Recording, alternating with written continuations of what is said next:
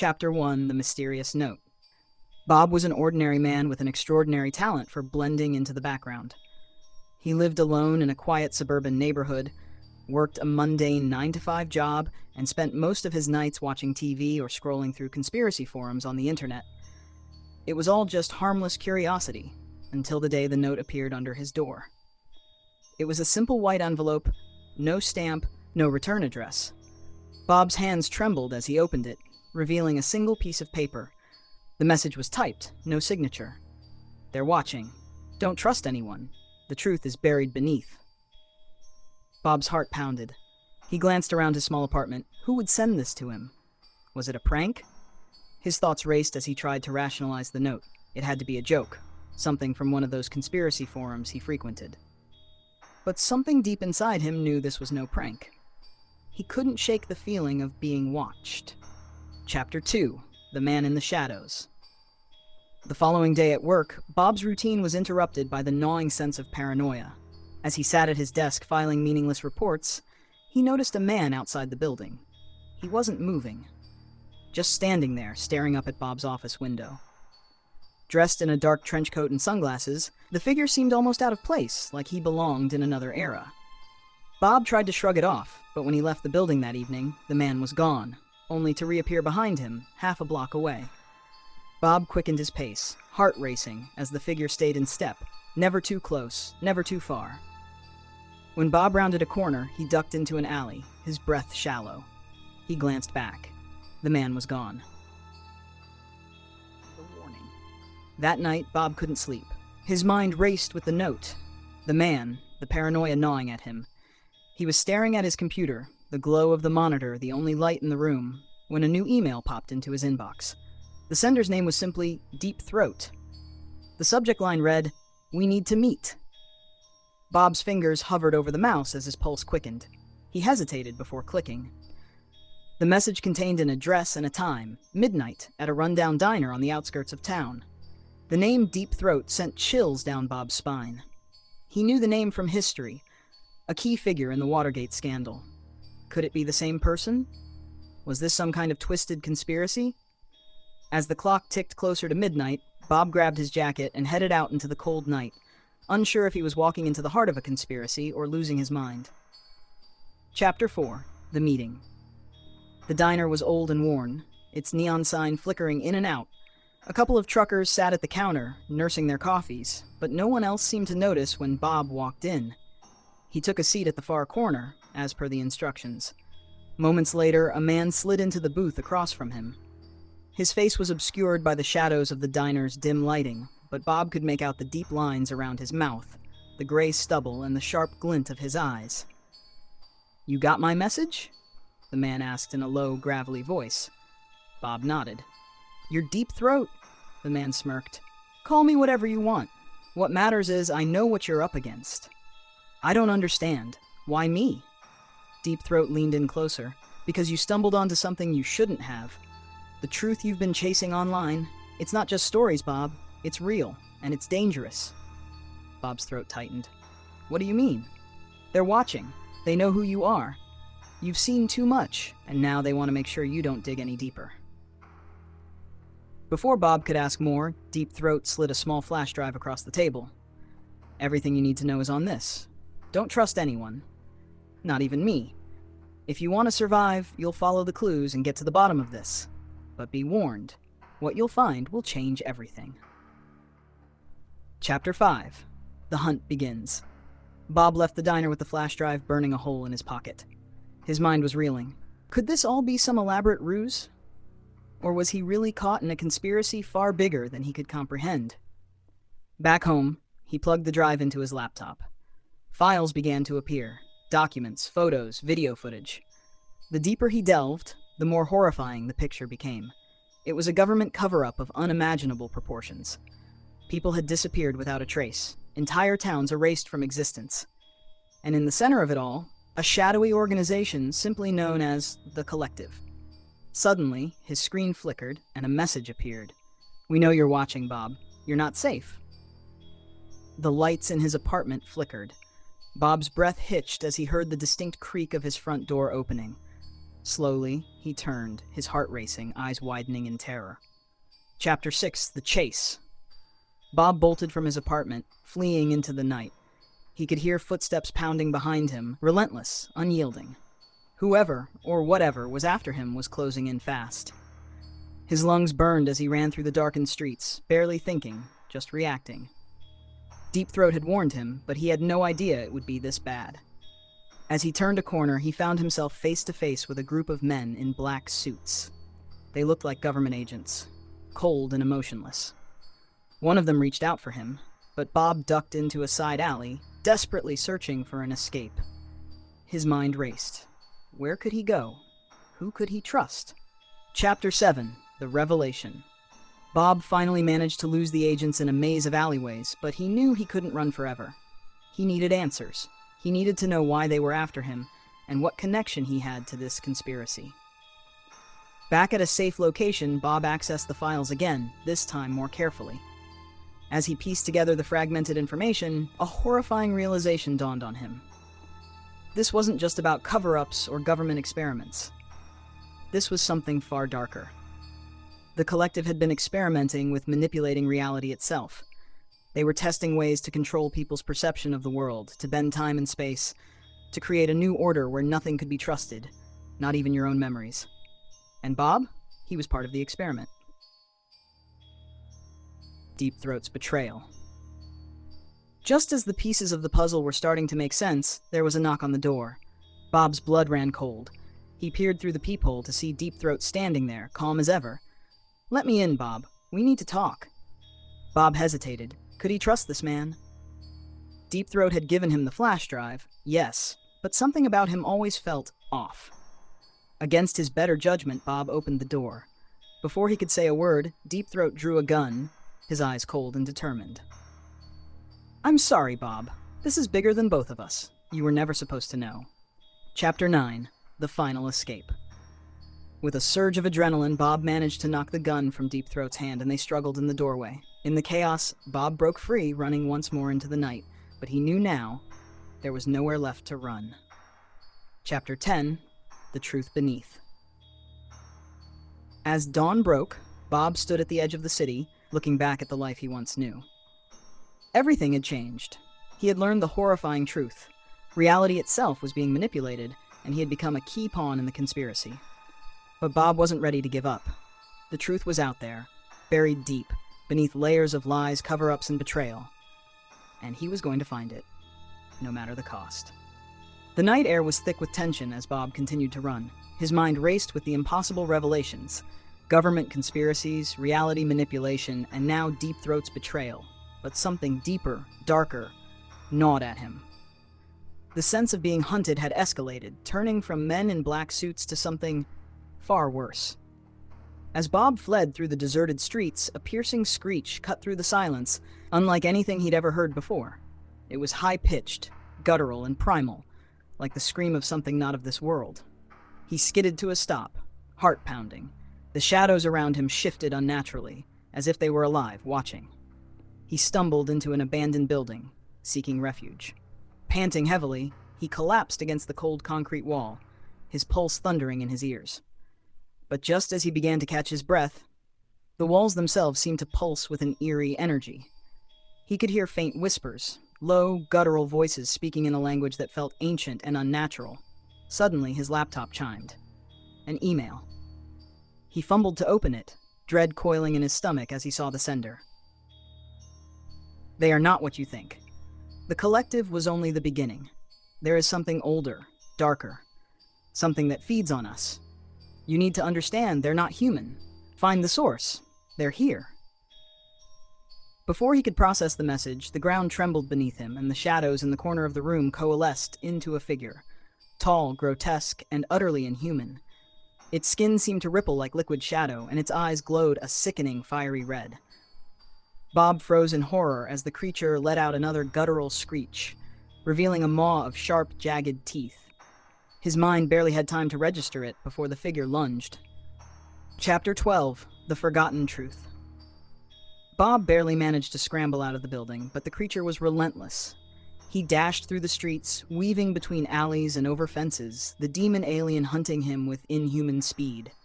As he ran, memories began to resurface. Flashes of strange dreams, buried moments of terror from his past that didn't make sense. He was beginning to remember. Years ago, Bob had been abducted. He'd always dismissed the memories as nightmares, as figments of his overactive imagination. But now he knew better.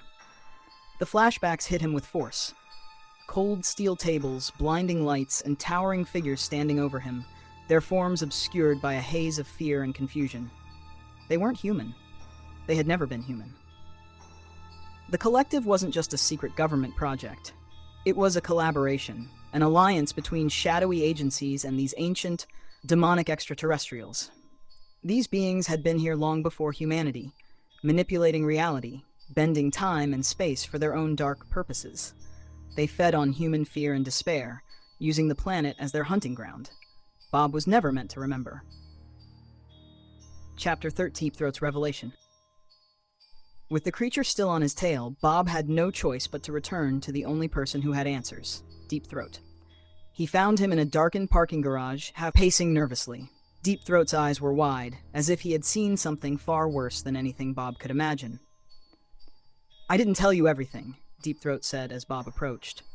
His voice was low, hoarse. "The government isn't just covering up experiments. They're keeping them out." Bob's mind reeled. Keeping who out? The collective? The aliens? Deep Throat shook his head. "They're not aliens in the way you think. They're interdimensional, demonic creatures. They've existed here long before us. What you think of as reality, it's like a veil.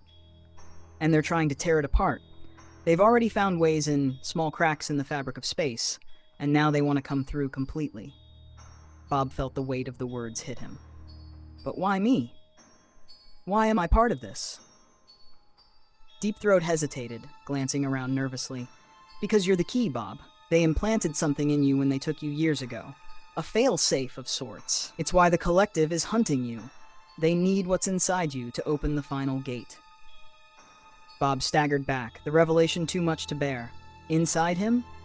What did they put inside him? His hands trembled as his mind raced to connect the dots. He had thought he was just an ordinary man caught in a conspiracy, but now he was something far more significant. He was the lock that would unleash these demonic beings into the world. Chapter 14: The Demonic Encounter. Before Bob could respond, another screech tore through the garage, rattling the very foundations of the building. Deep Throat's eyes widened in terror as the same creature that had pursued Bob emerged from the shadows. "We don't have much time," Deep Throat whispered, grabbing Bob by the arm. "They can't take you. Not yet." The creature lunged, but Deep Throat fired a round from his concealed gun. The bullet passed through the demon's form as if it were smoke, barely slowing it down. Bob realized then that this wasn't something that could be fought in a conventional way. "We have to go," Deep Throat shouted, pulling Bob toward a stairwell. As they fled, Bob noticed something strange. The air around the creature seemed to distort, like reality itself was bending around its presence. It wasn't just a physical being, it was something that existed on multiple planes at once, and it was getting closer. Chapter 15: The Gatekeeper. Deep Throat led Bob to an underground bunker, a place hidden from the eyes of both the government and the demons. Inside, Bob was met with an array of old documents, maps, and strange symbols etched into the walls. "This is a safe zone," Deep Throat explained, locking the heavy iron door behind them. "They can't get in here. Not yet." Bob's eyes scanned the room, landing on a large, circular symbol carved into the floor. It pulsed with a faint, otherworldly glow. "What is this place?" Bob asked. "It's a gate," Deep Throat replied. "One of many around the world. The demonic aliens, whatever you want to call them, need someone like you to open it. You were chosen long ago, but I've been trying to keep them from getting to you. You're their key, Bob, and I'm the gatekeeper." The weight of the revelation hit Bob like a tidal wave. He was not just a pawn. He was the linchpin in this cosmic game, and the beings that hunted him, those demonic aliens, would stop at nothing to use him to rip open the fabric of reality. The battle for reality. Outside the bunker, the air began to shimmer, growing thicker with the presence of the demonic creatures. Bob could hear the walls groaning, the boundaries of reality weakening. Deep Throat handed him an ancient, weathered artifact, a small, black stone etched with runes. This is the only way to stop them. You have to destroy the gate. Bob's hand shook as he took the stone. But if I destroy the gate, won't that let them through? Deep Throat's eyes were grim. No, it'll close the gate for good. It'll end their influence on this world. But you won't survive it. Bob swallowed hard, his mind racing with the enormity of the decision before him. The fate of humanity hung in the balance. He had no choice. He had to act.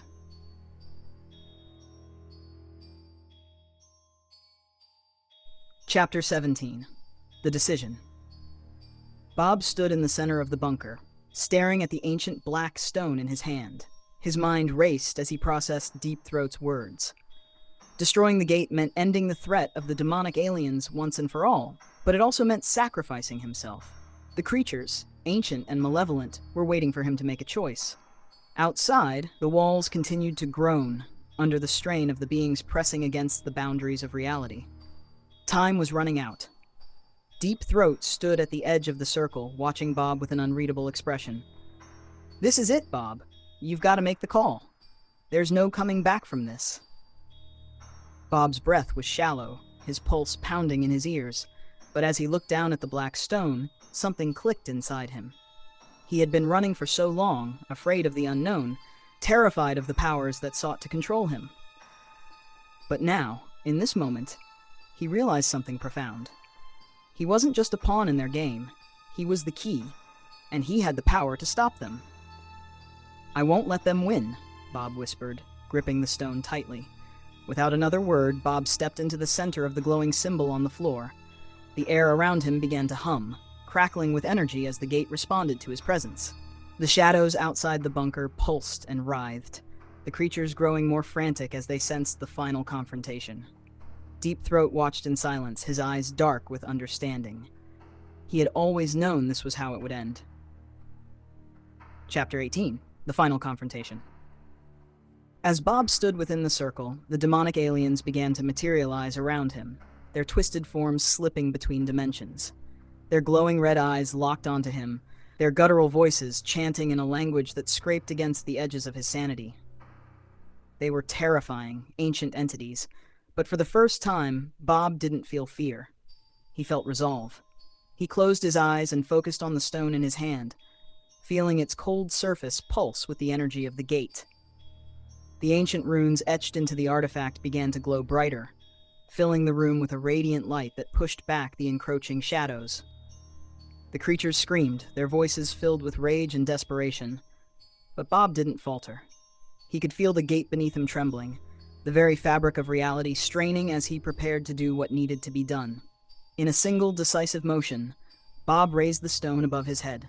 "I'm not your key, I'm your end." With a shout, he brought the stone down, smashing it against the floor. The impact sent a shockwave through the bunker, and the air itself seemed to ripple. The glowing symbol beneath him flared, and then silence. Chapter 19. For a moment, everything was still. Bob felt weightless, as if time itself had paused. The creatures froze in place, their horrific forms suspended in the air like statues. Then, with a deafening roar, the gate began to collapse. The energy within the circle surged, and the creatures screamed as they were pulled back into the void from which they had come. The walls of the bunker cracked and groaned as reality itself began to stitch back together. Bob felt the pull of the collapsing gate, tugging at him, trying to drag him into the darkness. But he held his ground. The black stone in his hand shattered into dust, and with it, the demonic aliens were ripped from this plane of existence. Their screams echoed into nothingness as the gate sealed itself, the final connection between their world and his severed forever. Bob collapsed to the ground, gasping for breath. The light faded, and the room grew still once more. Chapter 20. The Aftermath.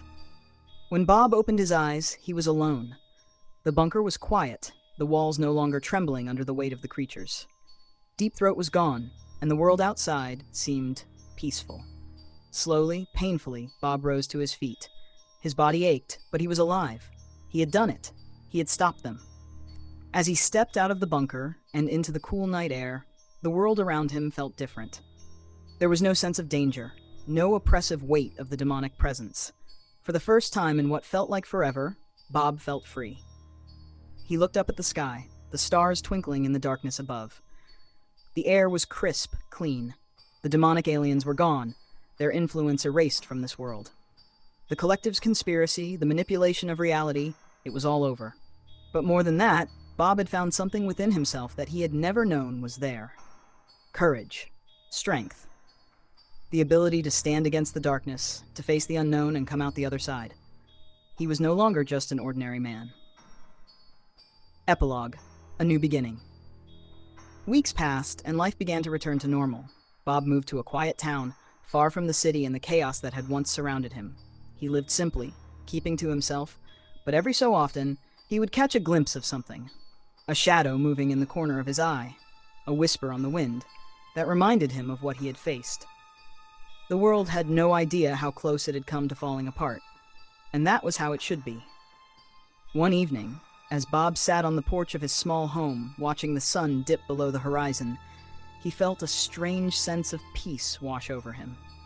The horrors he had faced were behind him, but they had also shaped him into someone new, someone stronger. And as the last rays of sunlight disappeared, he knew that whatever challenges the future might bring, he was ready. Because no matter what lay ahead, Bob had already faced the worst of it. And he had won. The end.